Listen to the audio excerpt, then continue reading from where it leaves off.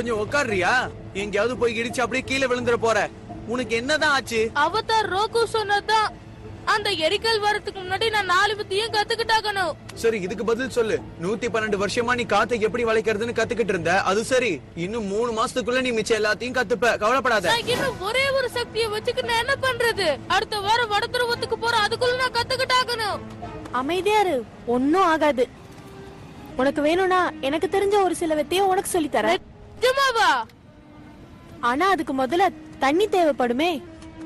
நமக்குன்னு சின்னதா ஒரு நீர்வீழ்ச்சி கூடியா கிடைக்காம போயிடும். அட கப்பா கப்பா.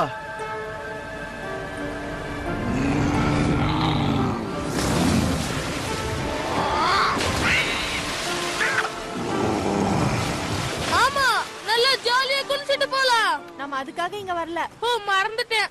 சரி, நம்ம பயிற்சி ஆரம்பிக்கலாம். சரி, நான் என்ன பண்ணணும்னு சீக்கிரம் சொல்லுங்க. சரி, ஒண்ணு பண்ணு. இதுங்க ரெண்டுத்தையும் நல்லா குளிப்பாட்டு. ஆமா, என்ன பார்த்தா உனக்கு எப்படி தெரியுது? நீங்க ஆயா பயிற்சி எடுப்பீங்க, நான் கஷ்டப்படணுமா? செய்யலன்னா எனக்கு சாப்பாடு தர மாட்டியோ?